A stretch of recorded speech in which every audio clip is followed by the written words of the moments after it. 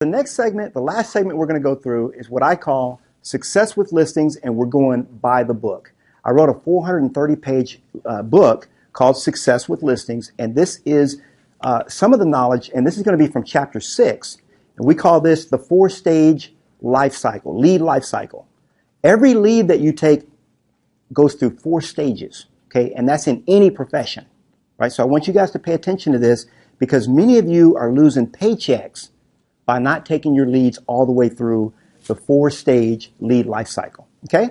So in real estate, all leads have that 4-stage life cycle. This is true not only for residential real estate, but for any area of sales, okay? Raise your hand if you're in sales or service. Everybody, right? Now, most agents speak about one stage, and that's what? Huh? Lead generation. You generate leads, right? But in fact, this is only the first stage in a 4-stage process, right? Now, lead generation alone does not lead to clients. Did y'all know that? Lead generation alone does not lead to clients, right? It might lead to prospects, but it doesn't lead to clients. Those who focus merely on step 1 will miss many a payday. In order to be successful in the leads game, okay, you absolutely have to take the lead through the 4-stage lead life cycle. You're like, okay, Knolly, we get it, duh, move on, right? What is it? Here's what it is. One more thing before we tell you. Stage 1 is lead generation. And look at this. Pay attention. Stages 2 through 4 are the stages that determine, okay, if the lead will live and reward you monetarily, okay, along with the possibility of repeat business, or whether the lead will die and reward you with nothing. Okay? That's stages 2 through 4. How many of y'all know that nothing is a reward? Did y'all know that?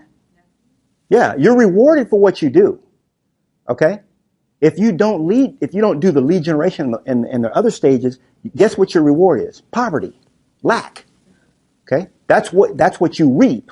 When the Bible says you reap what you sow, your reap is what your reward. You're rewarded with nothing, right? And here's what it is. The lead is generated, the lead is captured, the lead is incubated, the lead is converted. Okay? Generate, capture, incubate, convert. I'm going to show you how to do that right now. Now, by the way, the high Ds, we talked about those type A personalities. What do? Most real estate agents, what do? They generate the lead, convert the lead. Generate, convert, generate, convert, generate, convert. You know what that looks like? Are you ready to buy a house right now? You ready to list your house? No, you're not ready. You ready to list your house? No, you ain't ready. Are you ready to list your... hey, she's ready. Hey, let's go, right? Oh, 6 months? No. 3 months? No, we'll talk to you later, right? Now, what happens to the 6-month and the 3-month person? They get forgotten, right? Here's the thing. When it comes to listings or buyers, people will only make one of 3 decisions. Did y'all know that? Either they will list their house, okay, and list with someone else, or they won't list at all. They just won't list.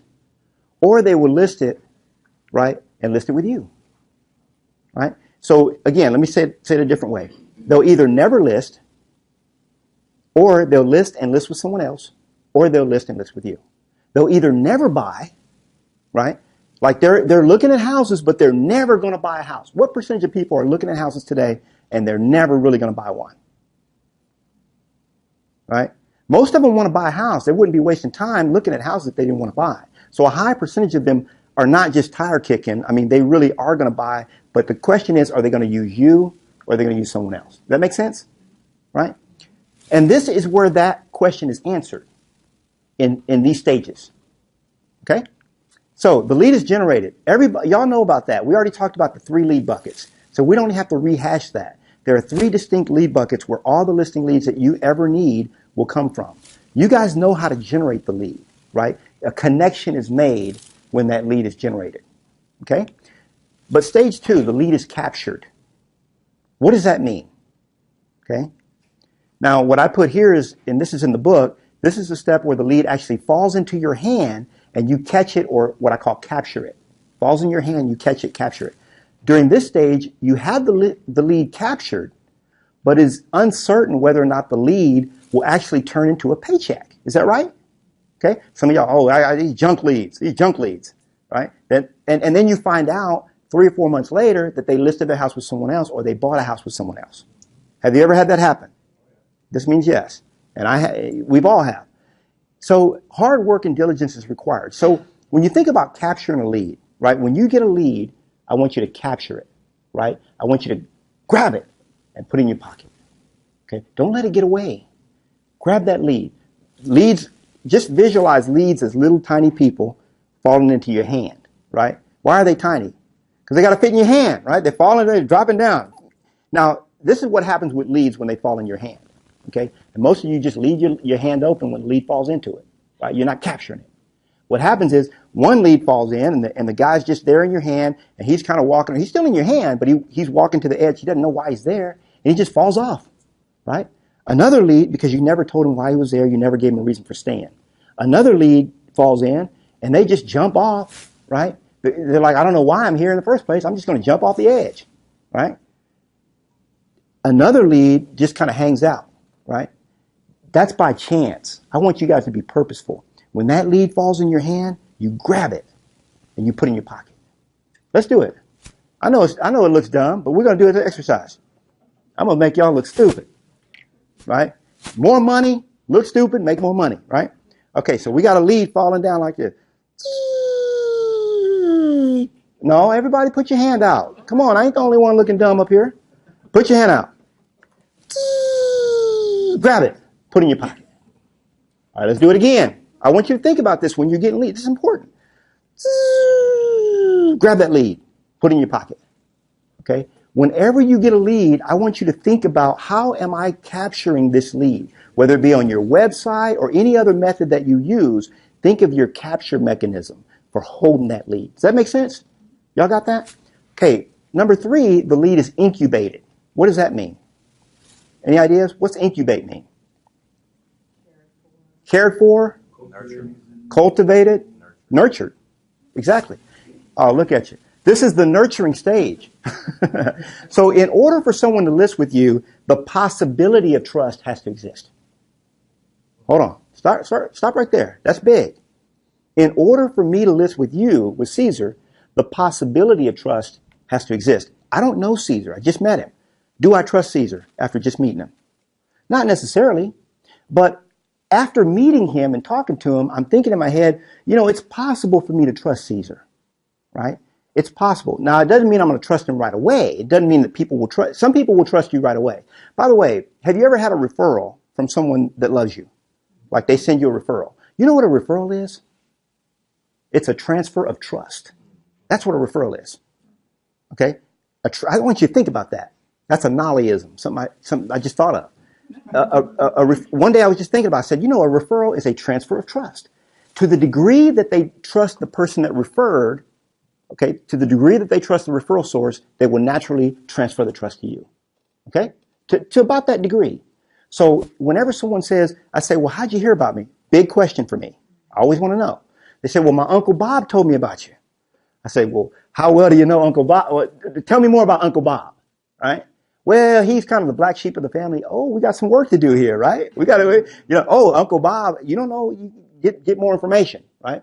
But now if they say, oh, my girlfriend told me about you and, she's been using, you guys for, 20 years. We've been friends since high school.